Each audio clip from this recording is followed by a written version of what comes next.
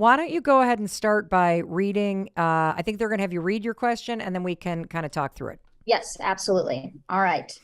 Hi, Mel. My name is Katrina. Thank you for all your podcasts. They have saved me in the past year. Let me explain.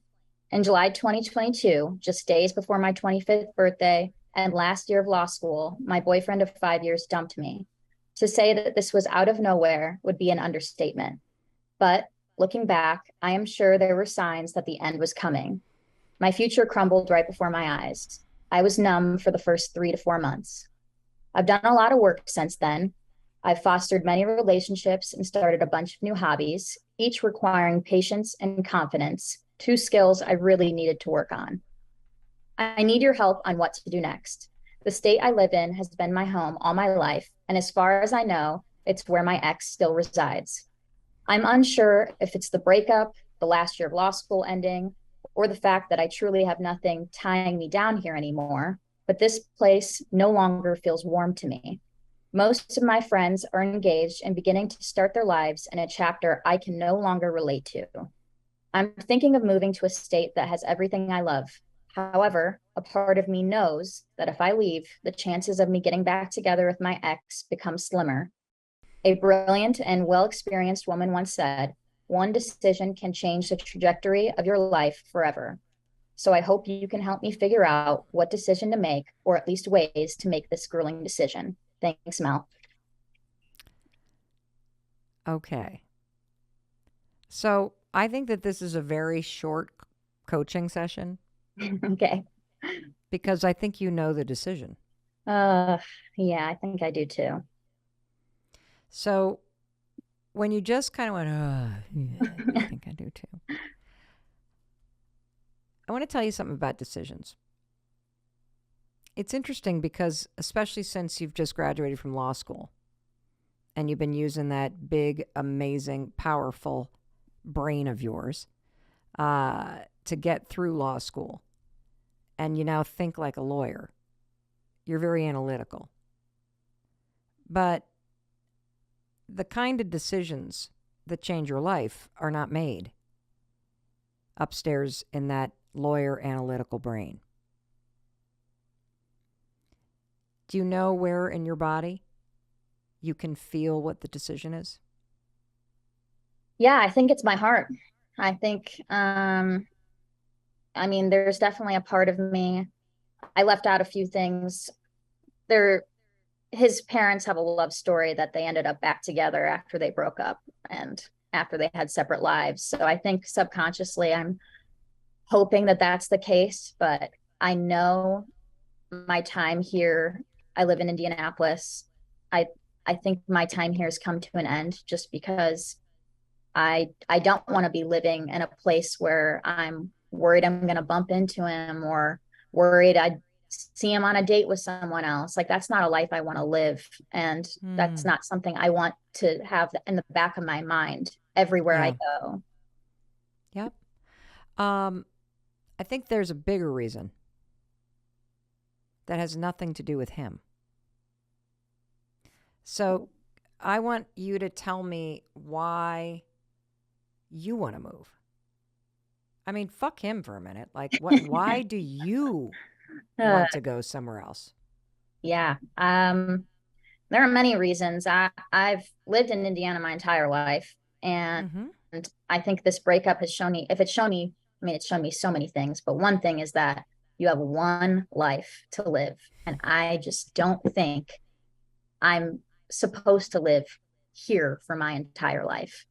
And it's something that's deep in me, and it was deep in me before we broke up. I thought about moving. I wanted to move, and I so it's just it's only accelerated it, but I have parent guilt because they live here, and I think that they they don't intend on moving anywhere, but maybe if I can show them that it's possible, you can do it, you can start over somewhere new, that maybe it'll give them the confidence to do so. So I agree with you.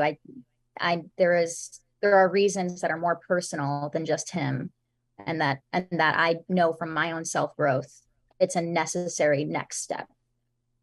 Yeah, I think you want to make the decision not only from your heart, and I'll coach you through how to make the decision and how to read the energy of your heart. Mm-hmm. But you can make this decision either because you want to move away from something or because you feel called to something. Do those two places feel different to you? I think it's 60% being called somewhere else, 40% of me feeling that I need to move away because we spent 5 years here. We were very active people everywhere. And I like to go on hikes. And now every time I go on hikes, I think about where we've been. Indy's not that big of a city to escape from all the memories. And it's been really hard to think that I can create new memories with someone else or myself without those things coming in the foreground. Yep.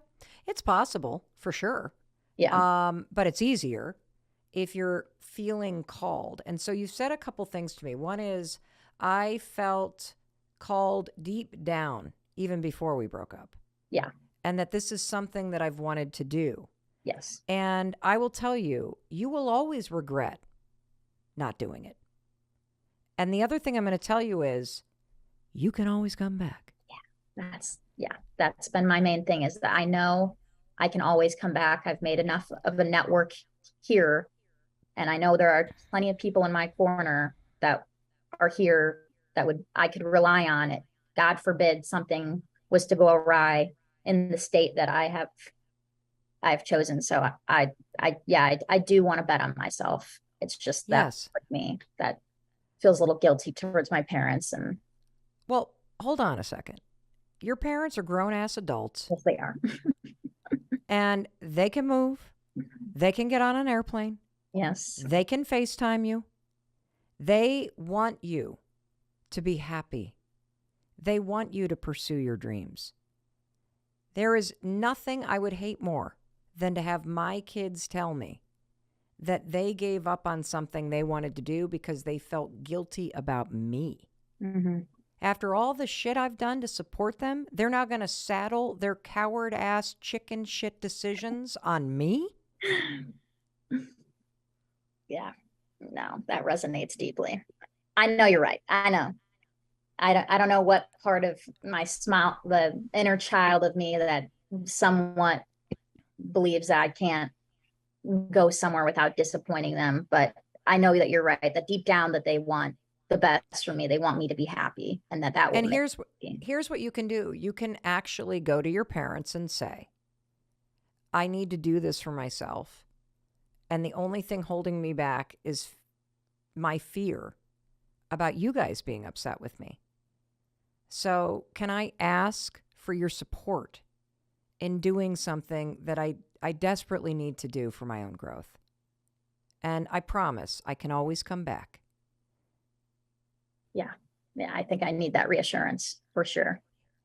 Well, you can ask for it. Whether they give it to you or not is a whole nother thing. I don't know your parents. I don't know if they're going to be emotionally immature about it, but I suspect they've seen you suffer and they've seen you sad and they want you to be happy. And if you tell them this is what you think you need to take this risk, to do this thing, then you need to do it. Living with regret is the worst thing in the world. And so, I'm focusing us here because I need you to accept that he broke up with you. And you haven't. Yeah. I feel like I haven't had time to. That's bullshit. I know. All you do is think about this. It's gotten a lot better. I mean, I've been able to. I told myself I would be on a hiatus until I take the bar in July from men, like talking to men, and I've gotten over that. I've allowed myself to live and like freely talk to adult males who I find interesting or attractive, and I've been using the 5-second rule, and it's worked wonders, and it's given me bountiful connections. It's just, I don't know. There is a part of me that is hanging on to this little piece of hope that, because he was the person that, I mean, everything I wanted in a person was him, except the fact that he didn't want me. So maybe that should Well, be enough. that's the single biggest Yeah. thing that you need. Yeah. Why would you want to be with somebody who doesn't want to be with you? Yeah, you don't. But you do. Because you think if you can win him back, it means something. Yeah. What does it mean if he comes back? He regrets the decision that he. But what does it mean about you? Oh, What does it mean about you? probably not anything commendable. I mean, you take in someone that second guessed your worth and their perception of you as what you meant to them in your life, and how I wasn't enough. See, there's a part of your value and worth that you have handed to him. Yeah. And him coming back and wanting to be with you is what you think is going to give you that piece of self-worth back.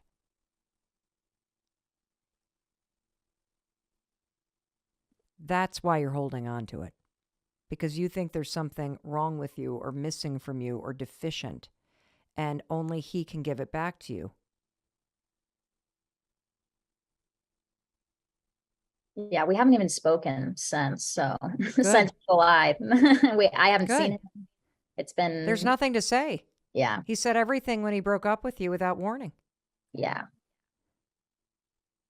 Yeah. And I also think you need to look back at the relationship, if you're going to, with a much more critical eye, because there were signs. There were always signs. Yeah, there were absolutely signs. Especially, what were the signs? Well, 2 years into our relationship, he cheated on me. Okay, there's a sign. That's a sign. 2, about 3 weeks before he broke up with me, he's Mormon, and I'm Christian of general. And he had some Mormon people over, and it was we got in a big fight essentially, and I saw him look at me differently in that time. And then on our 4th of July weekend, when he broke up with me, he was very distant. Also, all of our mutual friends broke up with their girlfriends 2 weeks prior. So every guy in our group that Are they all Mormon?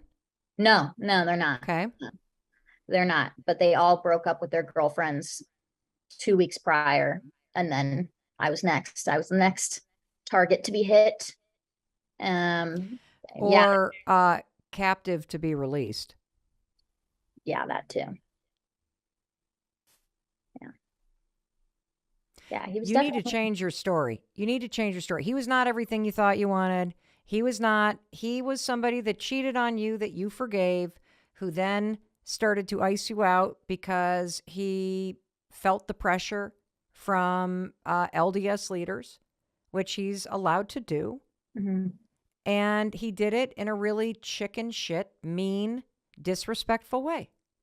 Had he sat down with you and explained from his heart the pressure he feels, how much he cares about you, how much this time is meant to you, but he just can't get past the religion, blah, blah, blah. If he had done that, we wouldn't be here.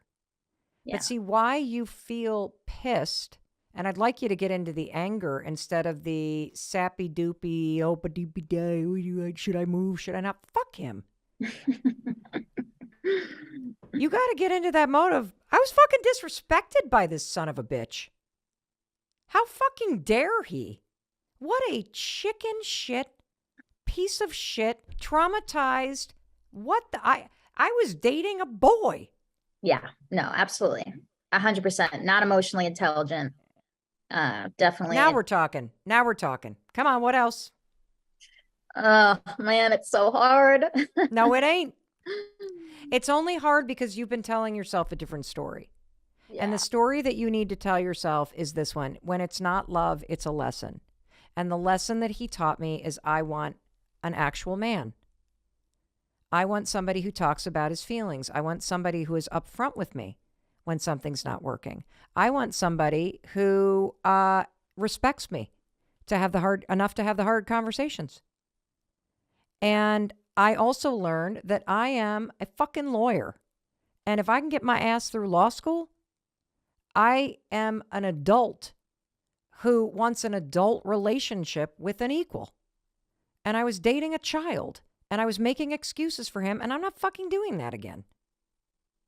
Yeah. How about that story? I like that story. I say it with love. That story, I think I'm going to keep in my back pocket. Yeah. No. Yeah. Here's one other thing I want to say to you. We got to come up with your plan B when you bump into him. Because I have a feeling that literally within the next 48 hours, you are going to bump into him. I do too. I know. I've had this feeling for a while. Okay, so what are you going to do? I don't know. I've just thought about saying hi, and I mean, I'm in a much better headspace now. Like this is, the breakup has been one of the biggest blessings, truly.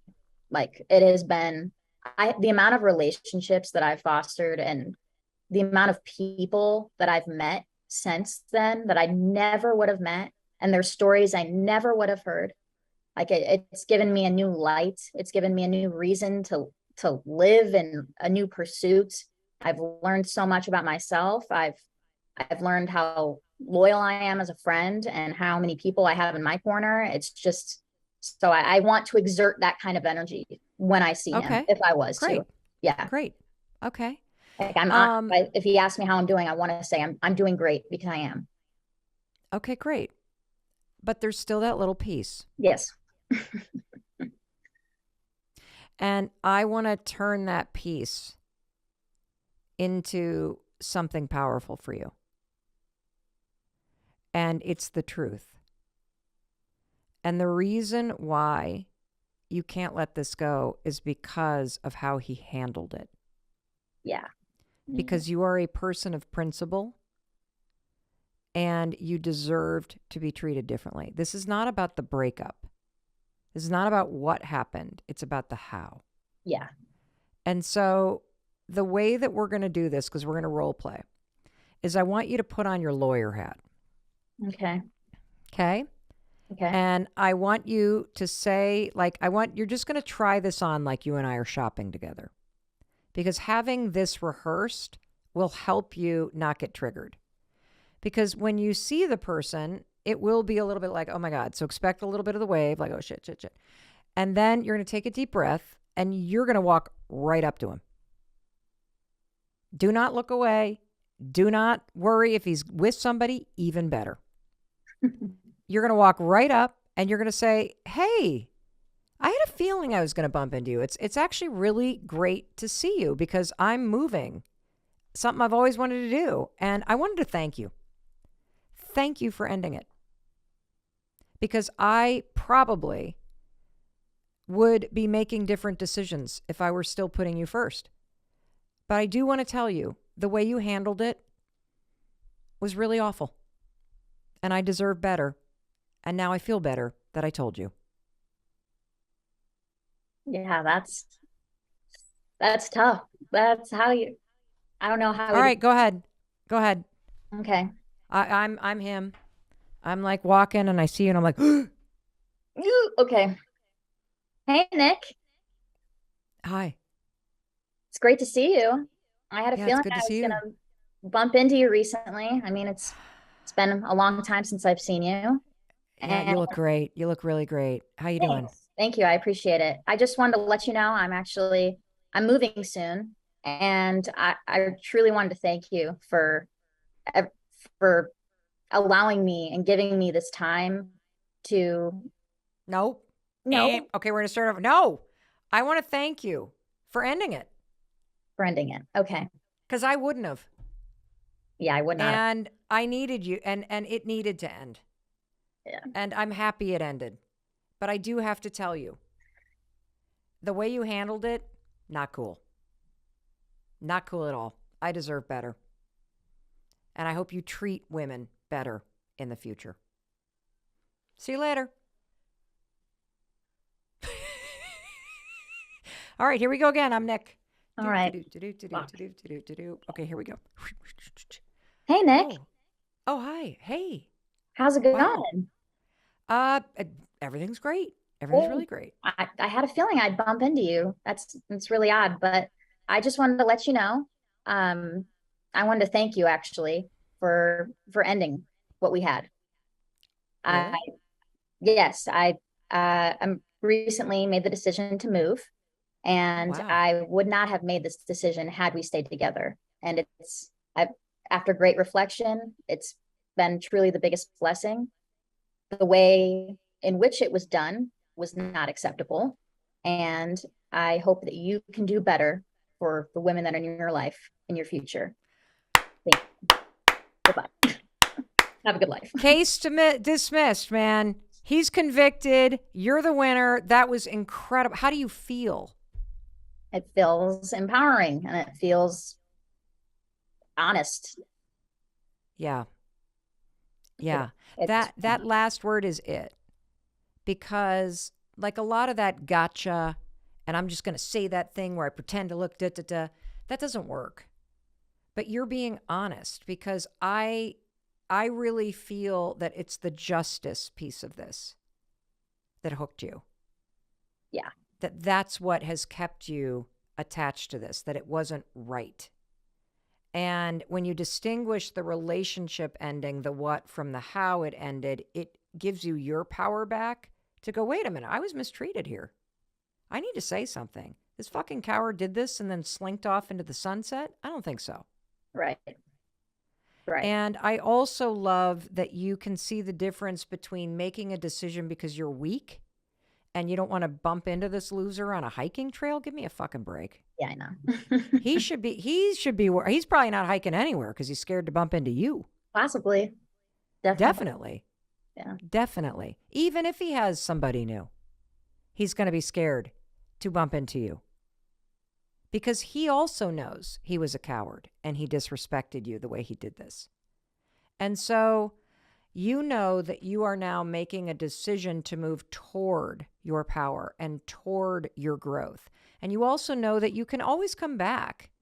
You can always move home. Like that's there for you forever. But I think you are going to find something in this move that you didn't even know you were seeking. And I am so excited for you. And I want to leave you with a tool. So you already located it in your heart, but the way that you make a decision in the future that, is kind of one of these big weighty ones is you just kind of close your eyes. And I want you to think about the two options. Do I stay in Indianapolis or do I move to this new place that I've always wanted to live? The decision that aligns and is true for you is the one that is going to feel more expansive, like that something inside you opens up. It doesn't mean it's an easy decision, doesn't mean that there aren't things you're concerned about, but that it's going to create growth, that there's something exciting, even if it's scary, about that decision, that there's some expansive energy to it. And that's how you can feel in your heart and in your gut that that is a decision that's aligned with who you are and where you're meant to go. If you are making a decision and you feel yourself shrink a little, you feel the energy go down. Mm-hmm. You feel kind of, instead of the expansion, like this kind of contraction of energy, that's a no. It's a no. And that's why I opened up our conversation by saying, I think this is going to be a short conversation because you already know. And one other piece of advice I'm going to give you is this. When making decisions in life, always use your heart to know what the truth is for you. And that's why I knew immediately, oh, she knows she's moving. This is like not even a question. She's already knows what. You'll use your brain. And you've got this beautiful analytical lawyer brain that's going to help you figure out that, okay, when am I doing it? How's it going to happen? Like, okay? Actually, you know what? I'm going to commit right now to letting go of making myself wrong. Good job, Mel Robbins, for getting out there. Good job for trying out an episode where I would be walking and talking and recording it on my iPhone. And good job for having the presence of mind to realize it would be a better listening experience for you and a better experience for me to unpack this really important topic of letting go. How do you let go of what no longer serves you? I got to say, I get questions about this all the time. In fact, just yesterday, I got this question from Cheryl. Mel, how do you know that the thing you're holding on to is meant to be let go of versus fighting for it even harder? Do you have any thoughts or perhaps tools to help discover it or encourage the universe to bring that epiphany along? In other words, how do I know when it's time to let go? All right, everybody, get ready, because this is one of the most important aspects of creating a better life and of being a happier person. We spend so much time focusing on what we need to do, what we need to add in, what we need to change. And have you stopped to consider that the best place to make a change is by letting go of things, of projects, of thinking patterns, of relationships that no longer serve you? And the big question is how? How do you know when it's time? And I have got not only a fantastic visual metaphor to help you understand this concept, but I also have a really interesting way to approach this. We're going to talk about the fact that your energy and your intuition is always there to tell you when it's time to let something go because it no longer serves you. So, to get into this topic, I want to introduce the metaphor. And it was the metaphor I had started talking about as we were on that hike together. I mean, here in the United States, anyways, it is autumn. It is the fall season. We are all about pumpkins. We are in harvest time. There are corn stalks everywhere. We're getting ready for orange and red and all those amazing colors and carrot cake. I mean, I love this time of year. And I realize it may not be fall where you are. If you're, part of our global fan base halfway around the world, it's summertime. Don't get hung up on the fact that I'm using fall as a metaphor. I personally believe whenever it is that you are listening to this episode, even if it's 2 years from now, you're listening to this right now because you are meant to hear it right now. Because there is a new season that needs to start in your life, and that's going to require you to let go of things that no longer serve you. And so let's talk about the metaphor of what happens to a tree when the fall season hits. And in researching this for you, because, it's one thing to just kind of tell you a metaphor. It's another thing to really understand it and explain it. This was fascinating. I know we learned about chlorophyll and fall and the life cycle of a tree in elementary school, but I had forgotten most of this stuff. So check this out. The reason why a tree has leaves is because the tree needs energy to survive. It needs energy to grow. And the leaves have a very particular purpose. The leaves are there to take the sunlight and convert it to energy so that the tree can grow. And in exchange, the tree gives a ton of water back to these leaves. I mean, this process of the leaves sprouting and the leaves growing and the leaves taking its surface area and converting the sun into energy so the tree can go from a tiny little acorn to a mighty oak, that is a lot of energy. And there's this reciprocal nature to the relationship that a tree has to its leaves, because the tree has to bring in tons of water in order to fuel this energy exchange. And here's the reason why leaves fall off a tree. In the middle of winter, at least here in the United States, when the ground is frozen and snowpack is on top, there is no water for the tree. And if those leaves with their big flat surface were to stay on that tree through winter, the leaves would kill the tree. It would suck the tree dry of all the water that it needs. An interesting thing about fall is that, we look at the leaves turning, and we look at the leaves dropping gently and falling down to the ground as this beautiful thing that happens. This natural thing that happens. It's so lovely. It's just wonderful. Isn't this delightful? Do you want to know that this is almost like a violent act? That the trees are pushing those leaves off its branches. The tree is basically going, yo, if you are hanging around on my branches through the wintertime, you are going to suck me dry of all my energy. I am going to die if you don't get off my freaking branches. The tree literally pushes them, ejects them, kicks them out of their life. Why? Because there is no reciprocal energy exchange that can happen during the winter. The tree has to conserve its energy to survive.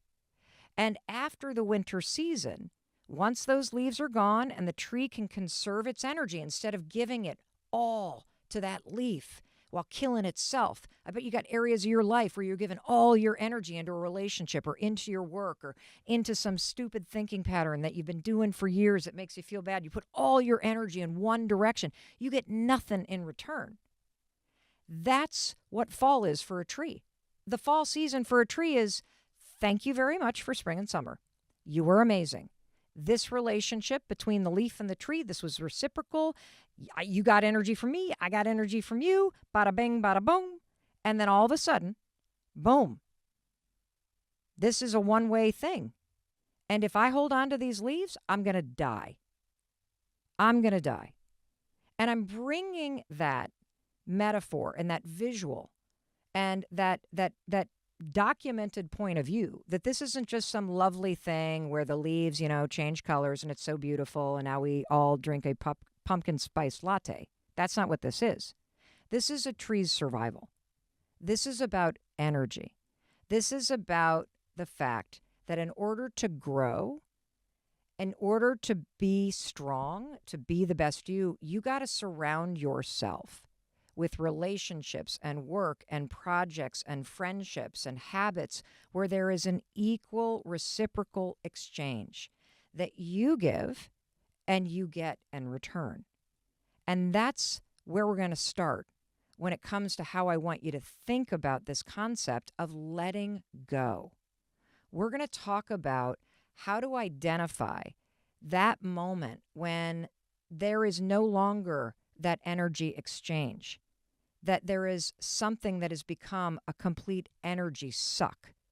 And when you realize, whether it's a friendship or a romantic relationship or a job or some habit or a place that you live, when you realize that something has become an energy suck on you, that's when you know it's time to let go. That's when you know, like that tree, that you better kick that thing off your branches because it's hanging on to you or you're holding on to it. And if you keep doing that, what will happen? And you've had this happen in your life where you've held on to things for too long, where you refuse to let things go. And what did it do? It sucked you dry. It sucked you dry of your energy. It sucked you dry of your vitality. It made you feel depleted. Instead of those leaves or that project or that person withering away and falling to the ground so that you could regain your strength, so that you could step into a new season of your life, no, you gave it all to them. You held on for too long. Well, guess what? That's not happening anymore.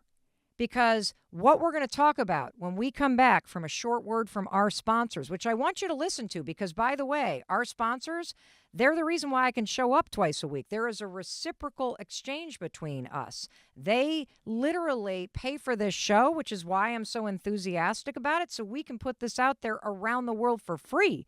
So I want to give an energy exchange back to the amazing sponsors of the Mel Robbins podcast. Take a listen. We're going to be right back, because we're going to now talk about, in detail, What do I mean by reciprocal energy exchange? And where are the major areas in your life where you tend to start to have this be a one-way thing, where you're given all the energy and you're the one that's depleted and dry? Have you stopped to consider that the best place to make a change is by letting go of things, of projects, of thinking patterns, of relationships that no longer serve you? And the big question is how? How do you know when it's time? And I have got not only a fantastic visual metaphor to help you understand this concept, but I also have a really interesting way to approach this. We're going to talk about the fact that your energy and your intuition is always there to tell you when it's time to let something go because it no longer serves you. So, to get into this topic, I want to introduce the metaphor. And it was the metaphor I had started talking about as we were on that hike together. I mean, here in the United States, anyways, it is autumn. It is the fall season. We are all about pumpkins. We are in harvest time. There are corn stalks everywhere. We're getting ready for orange and red and all those amazing colors and carrot cake. I mean, I love this time of year. And I realize it may not be fall where you are. If you're, part of our global fan base halfway around the world, it's summertime. Don't get hung up on the fact that I'm using fall as a metaphor. I personally believe whenever it is that you are listening to this episode, even if it's 2 years from now, you're listening to this right now because you are meant to hear it right now. Because there is a new season that needs to start in your life, and that's going to require you to let go of things that no longer serve you. And so let's talk about the metaphor of what happens to a tree when the fall season hits. And in researching this for you, because, it's one thing to just kind of tell you a metaphor. It's another thing to really understand it and explain it. This was fascinating. I know we learned about chlorophyll and fall and the life cycle of a tree in elementary school, but I had forgotten most of this stuff. So check this out. The reason why a tree has leaves is because the tree needs energy to survive. It needs energy to grow. And the leaves have a very particular purpose. The leaves are there to take the sunlight and convert it to energy so that the tree can grow. And in exchange, the tree gives a ton of water back to these leaves. I mean, this process of the leaves sprouting and the leaves growing and the leaves taking its surface area and converting the sun into energy so the tree can go from a tiny little acorn to a mighty oak, that is a lot of energy. And there's this reciprocal nature to the relationship that a tree has to its leaves, because the tree has to bring in tons of water in order to fuel this energy exchange. And here's the reason why leaves fall off a tree.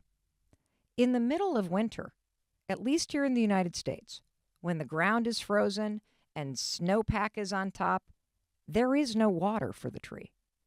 And if those leaves with their big flat surface were to stay on that tree through winter, the leaves would kill the tree. It would suck the tree dry of all the water that it needs. An interesting thing about fall is that, we look at the leaves turning, and we look at the leaves dropping gently and falling down to the ground as this beautiful thing that happens. This natural thing that happens. It's so lovely. It's just wonderful. Isn't this delightful? Do you want to know that this is almost like a violent act? That the trees are pushing those leaves off its branches. The tree is basically going, yo, if you are hanging around on my branches through the wintertime, you are going to suck me dry of all my energy. I am going to die if you don't get off my freaking branches. The tree literally pushes them, ejects them, kicks them out of their life. Why? Because there is no reciprocal energy exchange that can happen during the winter. The tree has to conserve its energy to survive. And after the winter season, once those leaves are gone and the tree can conserve its energy instead of giving it all to that leaf while killing itself. I bet you got areas of your life where you're giving all your energy into a relationship or into your work or into some stupid thinking pattern that you've been doing for years that makes you feel bad. You put all your energy in one direction. You get nothing in return. That's what fall is for a tree. The fall season for a tree is thank you very much for spring and summer. You were amazing. This relationship between the leaf and the tree, this was reciprocal. You got energy from me. I got energy from you. Bada bing, bada boom. And then all of a sudden, boom. This is a one-way thing. And if I hold on to these leaves, I'm going to die. I'm going to die. And I'm bringing that metaphor and that visual and that documented point of view that this isn't just some lovely thing where the leaves, change colors and it's so beautiful and now we all drink a pumpkin spice latte. That's not what this is. This is a tree's survival. This is about energy. This is about the fact that in order to grow, in order to be strong, to be the best you got to surround yourself with relationships and work and projects and friendships and habits where there is an equal reciprocal exchange that you give and you get in return. And that's where we're going to start when it comes to how I want you to think about this concept of letting go. We're going to talk about how to identify that moment when there is no longer that energy exchange, that there is something that has become a complete energy suck. And when you realize, whether it's a friendship or a romantic relationship or a job or some habit or a place that you live, when you realize that something has become an energy suck on you, that's when you know it's time to let go. That's when you know, like that tree, that you better kick that thing off your branches because it's hanging on to you or you're holding on to it. And if you keep doing that, what will happen? And you've had this happen in your life where you've held on to things for too long, where you refuse to let things go. And what did it do? It sucked you dry. It sucked you dry of your energy. It sucked you dry of your vitality. It made you feel depleted. Instead of those leaves or that project or that person withering away and falling to the ground so that you could regain your strength, so that you could step into a new season of your life, no, you gave it all to them. You held on for too long. Well, guess what? That's not happening anymore. Because what we're going to talk about when we come back from a short word from our sponsors, which I want you to listen to, because, by the way, our sponsors, they're the reason why I can show up twice a week. There is a reciprocal exchange between us. They literally pay for this show, which is why I'm so enthusiastic about it, so we can put this out there around the world for free. So I want to give an energy exchange back to the amazing sponsors of the Mel Robbins podcast. Take a listen. We're going to be right back, because we're going to now talk about, in detail, what do I mean by reciprocal energy exchange? And where are the major areas in your life where you tend to start to have this be a one-way thing, where you're given all the energy and you're the one that's depleted and dry? All right, I'll be right back. You hang on to my branches. We're not done yet. It's really green right now, which means these trees are holding on to it. Chlorophyll. That chlorophyll is coming through, but in literally a matter of days, the green is going to leave those leaves, yellow, orange, red, brown, purple. It's going to take over, and those leaves will have served their purpose, and they will all of a sudden wither away and fall to the ground. That was Mel Robbins, your friend who has a degree in botany. No, just kidding. I want to touch on one point from what I said on the trail before we get into this energy exchange and how you're going to use your intuition and the fact that you deserve to have an exchange, a reciprocal nature to what you give and what you receive back from it. I want to talk about one thing that I said, which is the leaves served their purpose. When the leaves are green, The leaves are bringing energy to the tree, and the tree is returning energy in the form of water.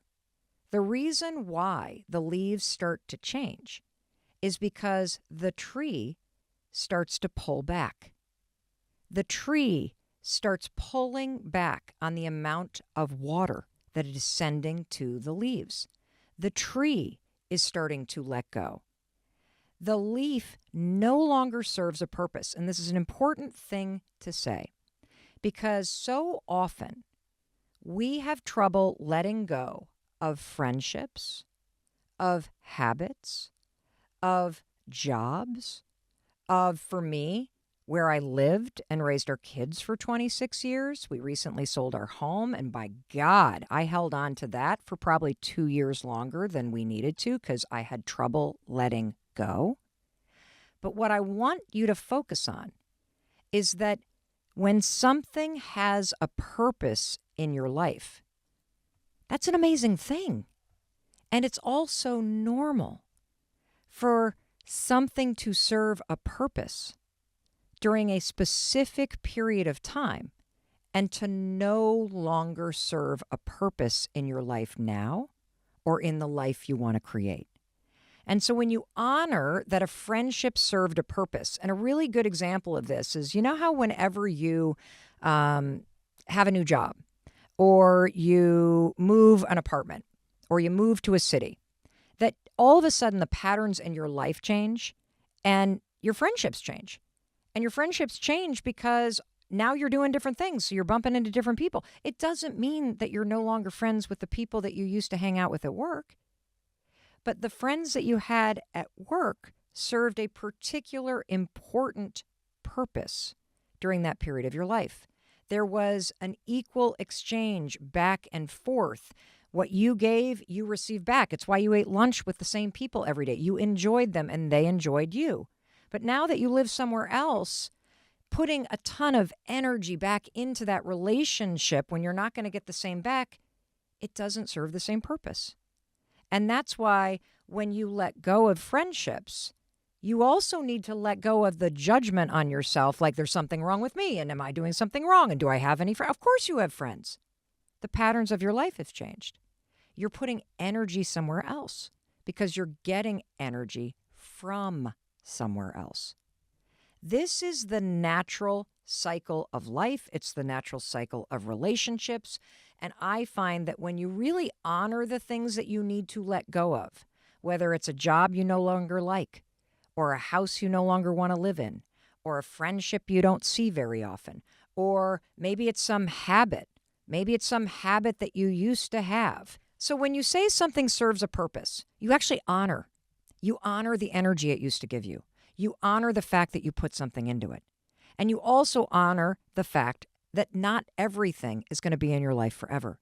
And that's what allows you to let go. You start to let go when you realize that holding on to things is holding you back. And in particular, holding on to the guilt and the judgment that you layer onto yourself that you should, but I feel guilty, but this, but that is definitely holding you back from creating a new life and from creating space for something new to happen. And see, that's one of the reasons why you have to learn how to let go. Because when you continue to pour your energy into things that no longer give you energy back, it's going to kill you. It's going to kill your happiness. It's going to kill your vitality. It destroys your motivation. It makes you feel depleted. It makes you feel like you're the last on your list. And so that's reason number one.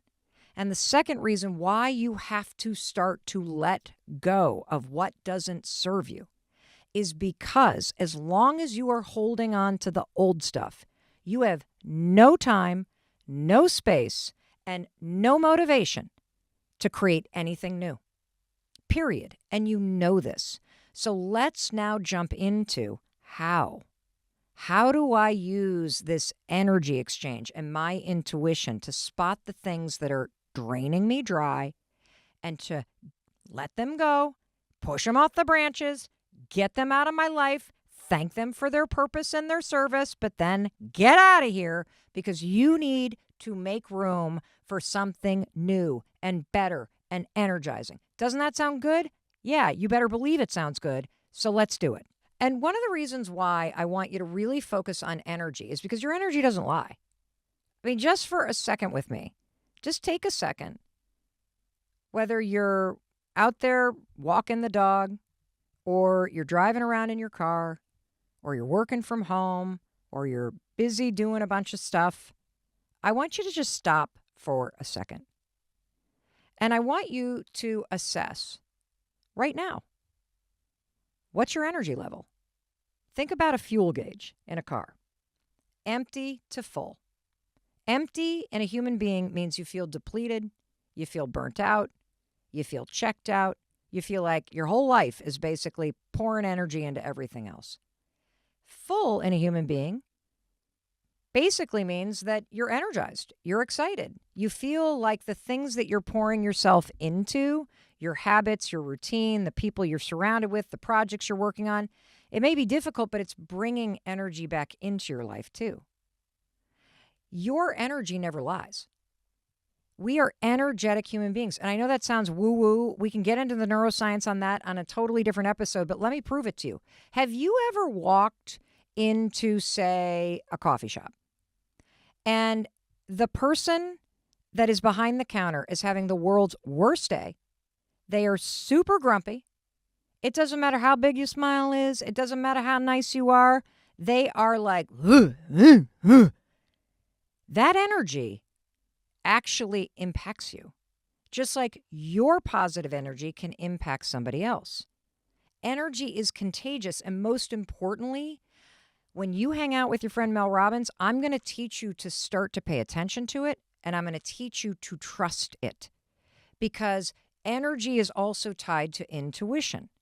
And we're going to get into this tool of how do you assess, is something giving me positive energy? Is something giving me negative energy? Is this a relationship that is one way, or is this something that gives me something in return? That is the tool we're going to talk about today. And what if the very next morning you walk into the coffee shop and you're having a bad day? Like one of your pets is really sick and it just is really bumming you out and you're feeling really low. And the person behind the counter is just the nicest person on the planet. And they look you in the eyes and they give you a big smile and they are really cheery and they compliment you. And they maybe even ask you, hey, how you doing? You're like, I'm not doing so great. Oh, I'm really sorry. Coffee's on me. How do you feel? You feel better because they poured their positive energy into you and that lifted you up. Energy is contagious. It also always tells the truth. It's like a compass. In fact, a compass runs on magnetic energy. That's why a compass always points true north. It never lies. Your energy doesn't lie either. It's why you feel kind of off around certain people. It's why if somebody texts you and you don't like them, you're like, ugh. But if you like the person, you're like, oh, yeah, cool. Energy never lies. So let's talk about how we're going to use it, okay? So I'm going to break the topic of letting go into two different types of situations. And in each one, I'm going to explain how to use energy and paying attention to the energy inside you, both that you're giving, that you're feeling, and that you're receiving back, in order to know when it's time to let go. So situation number one is super easy. And this is typically when it has to do with things or projects or a job or somebody who's like really, really engaging in toxic behavior. Okay? This is the easy stuff. This is when you have a flood of negativity around something. And I'm going to give you a bunch of examples of this, okay? So we all have a pair of pants that we're holding on to from high school or before we were pregnant or whenever that we can't freaking fit into. When you stare at those things, you're reminded that you can't fit in them. When you try to wiggle them on, especially after a shower, you feel terrible about yourself. That is something that is an example. You need to let go of that. That job that you walk into where there is a pit in your stomach and you gripe about it to your friends and you spend all this energy pouring into why you hate it and resist it, you need to find another job.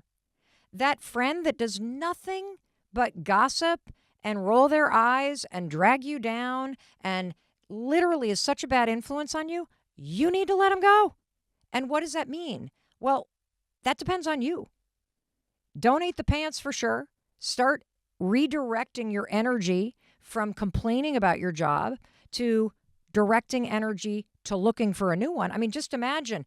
That's the other thing about this. Do you know how much energy and time and effort you waste focusing on resistance and complaining? If you were to just stop complaining for a day about something that gives you negative energy, like your job or your parents or your boyfriend or your girlfriend or your roommates, what if you stopped complaining? Because that's negative energy pouring out, and you directed that same effort towards something positive, like fixing it or letting it go and creating something new that makes you feel good.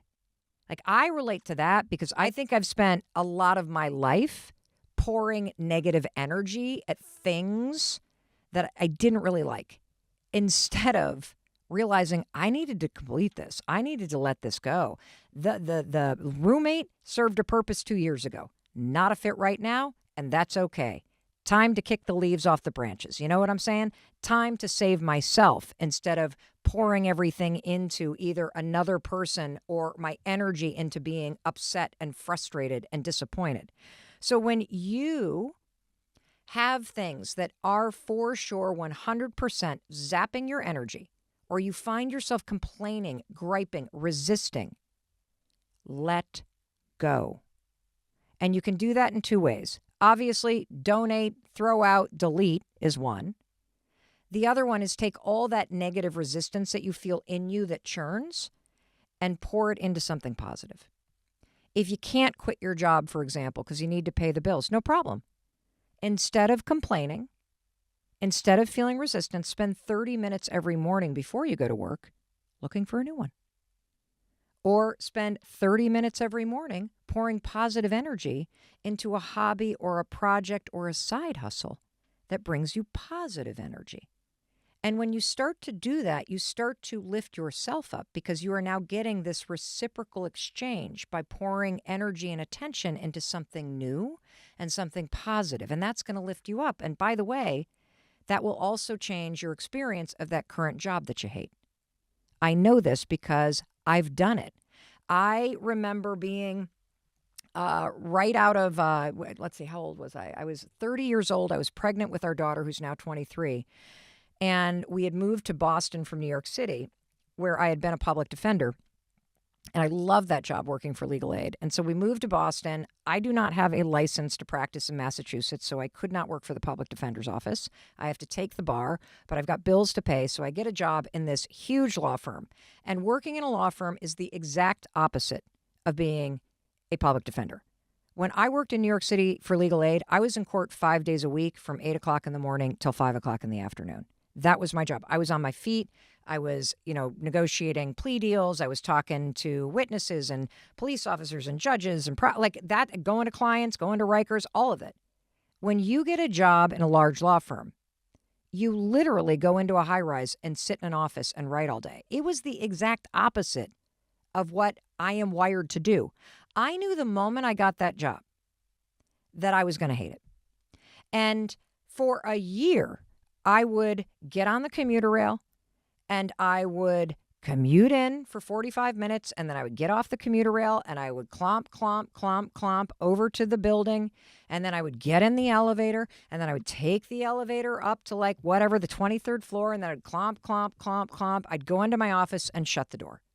And from the moment I woke up every morning, I felt depleted. The closer I got to that office as that train clunk, clunk, clunk, clunk down the tracks towards Boston, the more resistance I felt. I got nothing in return from that job. Yes, I got a paycheck and I needed it, so it served a purpose, but I was getting nothing of value back. Because when I looked at the partners in the law firm, I knew damn well that's not the life I wanted. I knew that this was not a fit for me. But I'll tell you, I made the mistake that everybody makes. Instead of recognizing that that's how I felt, instead of channeling all of that angst and resistance and into looking for something else, I sat there miserable and I felt depleted and I felt awful. And I'm going to confess this to you. I didn't even take the advice then. You know what happened to me? I got pregnant and I had a baby and I went on maternity leave. And when I was on maternity leave, that's when, with distance from it, I was like, okay, there is no way I'm going back there. No way. Now that I have escaped, there is no way I'm going back. And we've all had exes like that, right? Where you're like in it for so long, you finally let it go and break off. And they're like, what the hell was I thinking? Now that I'm on the other side and I'm away from that like energy suck, I don't want to go back to the like energy sucker vampire thing. What the hell? But when you're in it, that negativity vortex can keep you spinning and stuck. You convince yourself, but I need the money, but I can't do this, but I don't. And then you're so depleted from your complaining and the outpouring of energy in the wrong thing that you're just stuck. That was me. So I get pregnant. I go on maternity leave. Holy cow, I am free from the vortex of negativity. I've been let go, but now I got to go back. And so my husband, Chris, says to me, look, I know you don't want to go back, but here's the problem, Mel. We have a mortgage and we have a baby. And you will go crazy being home. And so here's the thing. You need to find a job. Your maternity leave ends in exactly 3 months. So that means you have 12 weeks to find a job. And you have to make $60,000 a year. That's it. And you know what's interesting? If you give a human being a problem to solve, we get pretty creative. And I'll tell you what, the night before my maternity leave, I not only landed a job, it wasn't for 60 grand, it was for 55, but that was enough. And I walked in the next day and I let go. I what do you say? I guess I quit, but you know, they didn't let me go. I quit. But so what I'm trying to say is do not make the mistake that 30-year-old Mel Robbins made. Do not do that to yourself. Do not waste a year of your life spinning in that negativity energy vortex. Your body knows. Your spirit knows. Get rid of those pants. Push that project to the side that you don't feel inspired to work on anymore. Let it go because it is sucking your vitality dry. The most important relationship that you have in life, and that's the relationship you have with yourself. I am going to introduce you to a habit that I want you to practice immediately. It is a habit that is based on profound research, and it is a habit that will help you improve the relationship you have with yourself. It will impact your happiness, your sense of control, your confidence. This is the Mac Daddy of all habits.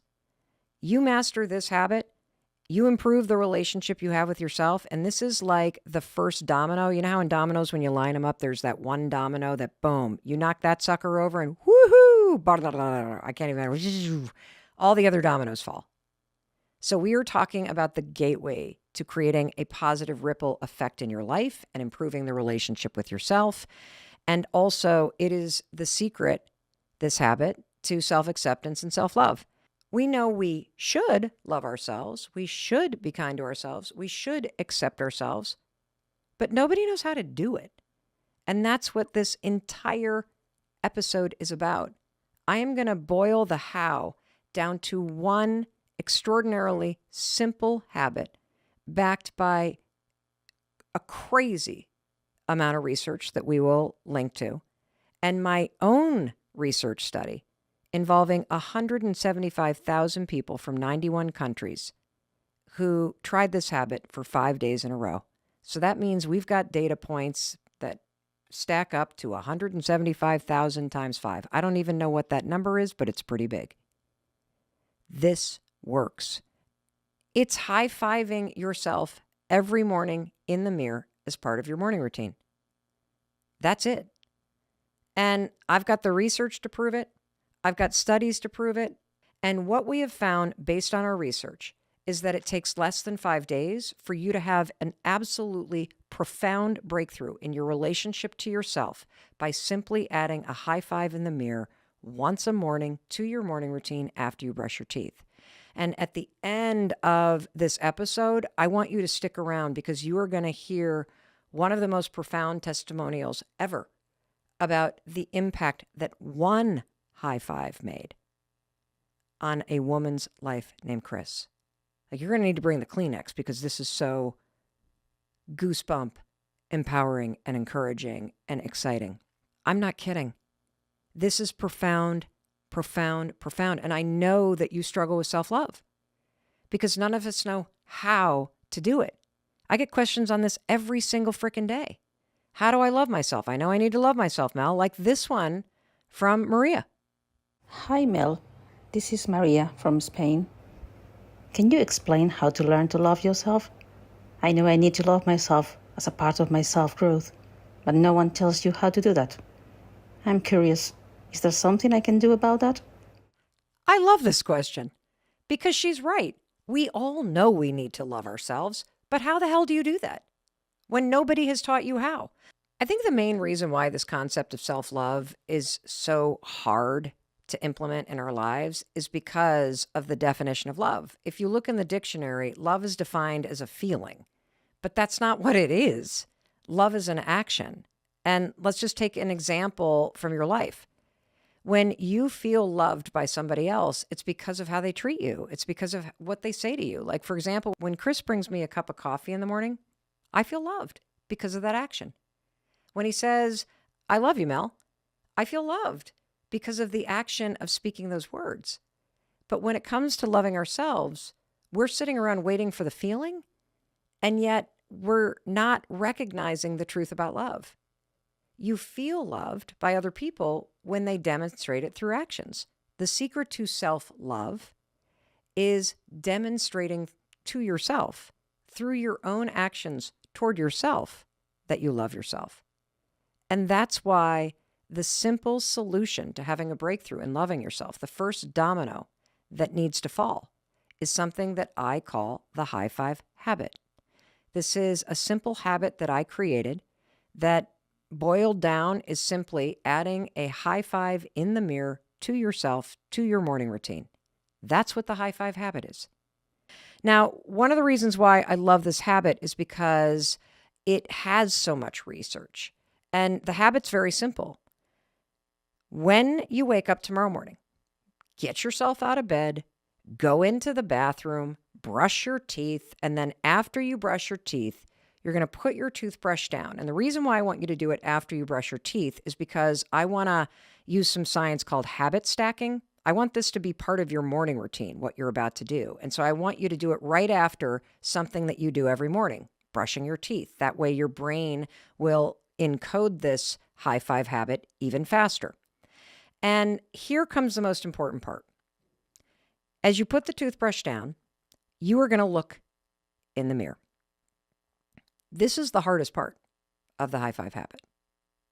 You're going to look in the mirror, and I don't want you to look through the person in the mirror. I want you to realize there's a human being that's standing in the mirror there with you every morning in the bathroom, and you have either ignored them or you have looked at all of the things you don't like about that person, whether it's the weight that you've put on or it's the bags under your eyes, or for me, it's one boob hanging lower than the other boob. You sit there and judge that person, or based on our research and studies, 50% of men and women cannot or will not look at themselves in the mirror. And the reason is so freaking sad. It's because they don't like the person they've become, or they have so many regrets in life about things that they did or the place that they thought that they would be, that they can't and won't look at themselves in the mirror. And if you can't look at yourself in the mirror, let's just stop at that right there, because what do you do with somebody you love? What's the action when you see somebody you love? You look them in the eyes. That gaze, eye to eye, gives you not only dopamine, but the oxytocin that is in your brain. It is powerful. It's an act of love to really make eye contact and hold a gaze with love and compassion behind it. So if you can't do that and you're not doing that, you're every morning demonstrating not love, you're demonstrating rejection and criticism.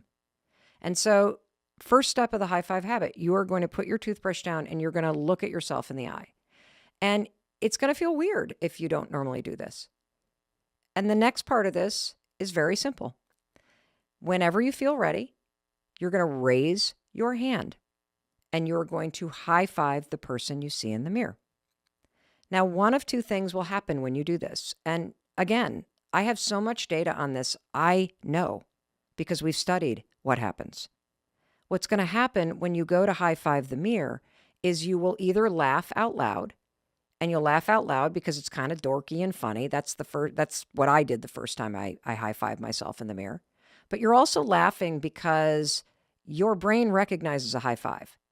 And so one of the coolest things about high fiving yourself in the mirror is the science involved. It's called neurobics. You're using research in a field called neurobics, which is when you marry a physical action with a new positive thought you want to create. They've studied this at MIT. They've studied it all over the world. It is the fastest way to create new neural pathways and new thought patterns, to marry physical action like a high five with a new thought.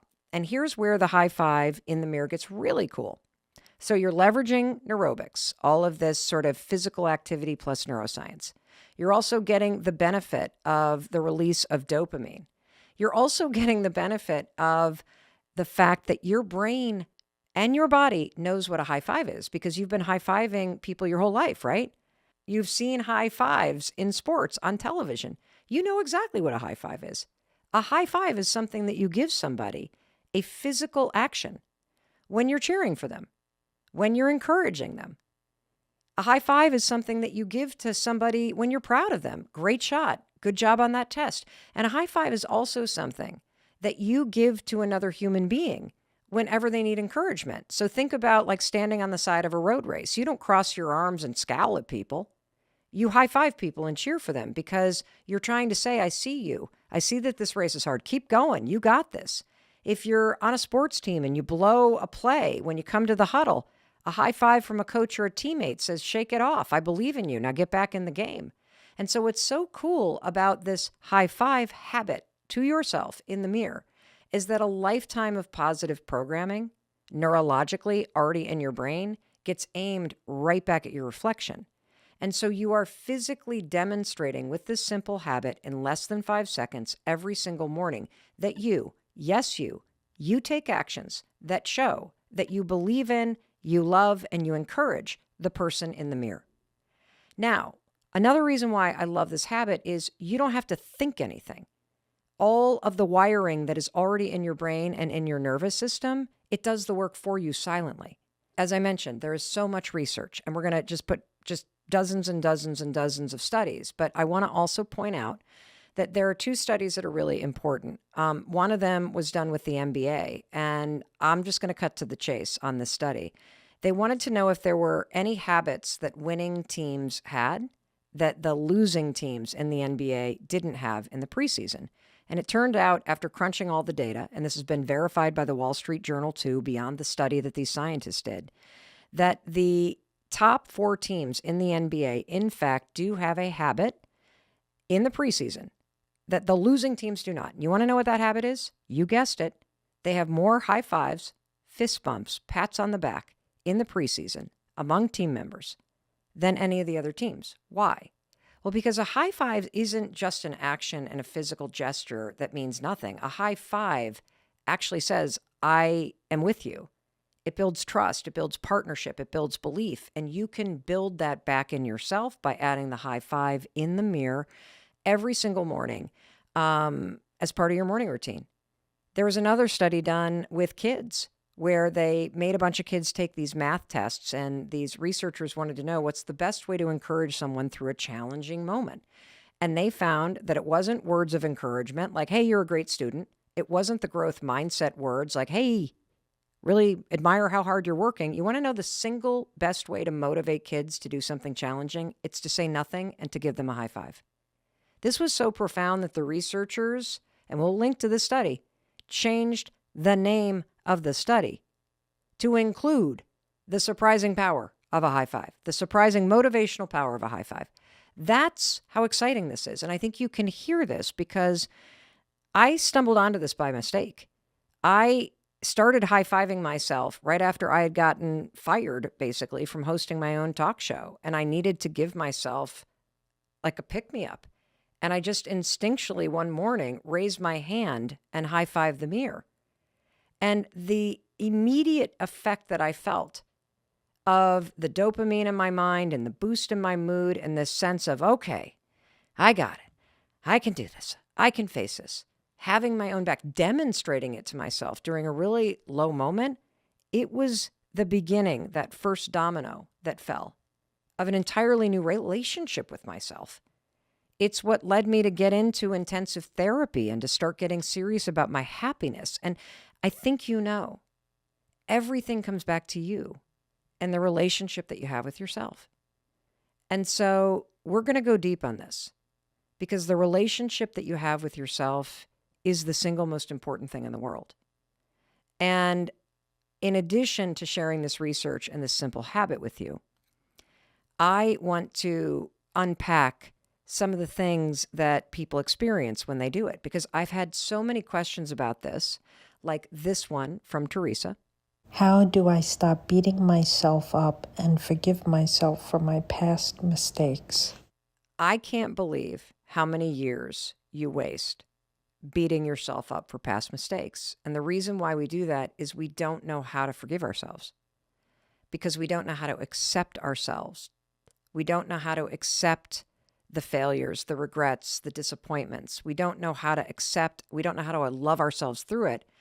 And that's where, honest to God, this simple habit of demonstrating it every morning in the mirror as part of your morning routine changes everything.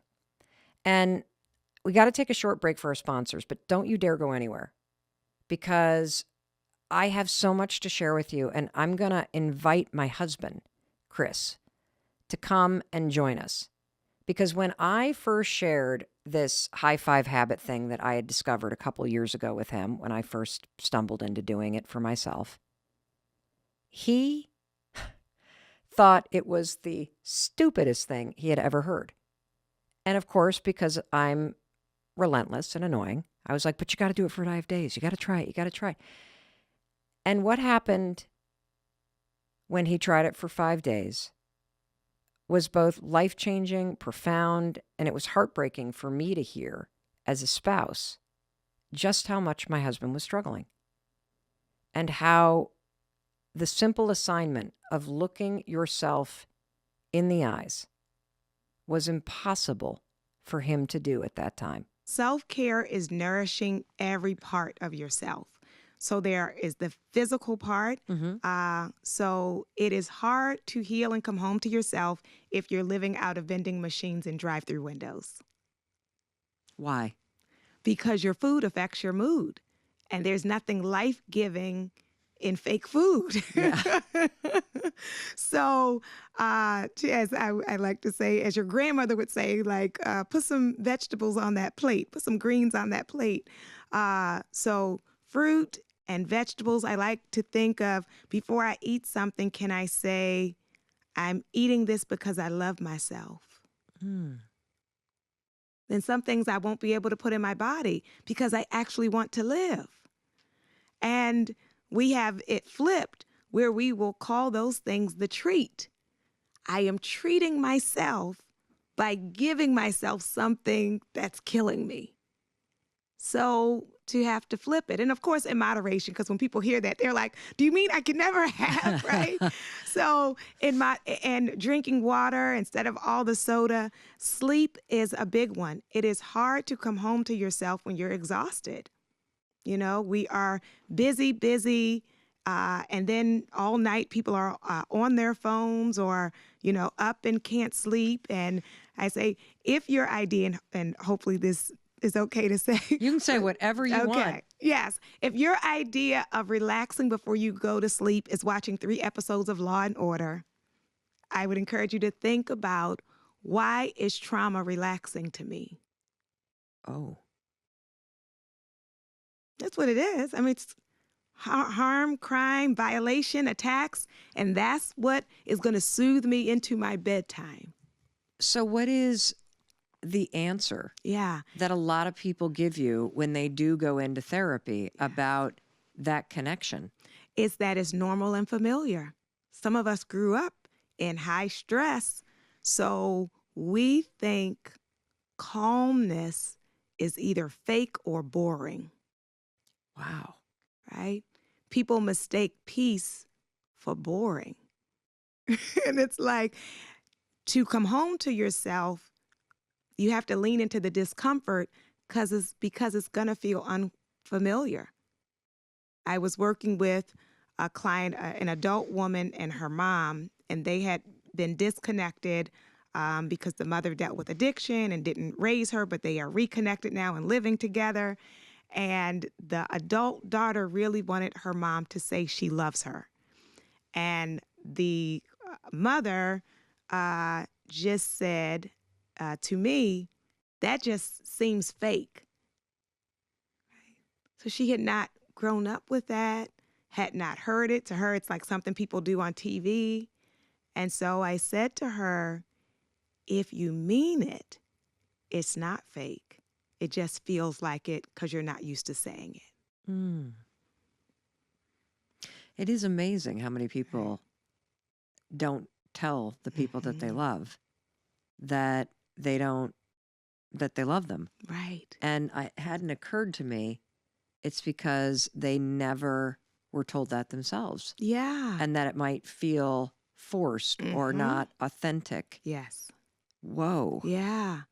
And that's the importance of us learning each other's love languages, because, you know, her response was the response of probably many of her generation, which was, you had food on the table or you have a roof over your head. Yes. What more do you want from me? Right. What more? What more? Hey, it's Mel. Thank you so much for being here. If you enjoyed that video, by God, please subscribe because I don't want you to miss a thing. Thank you so much for being here. We've got so much amazing stuff coming. Thank you so much for sending this stuff to your friends and your family. I love you. We create these videos for you. So make sure you subscribe. Mwah.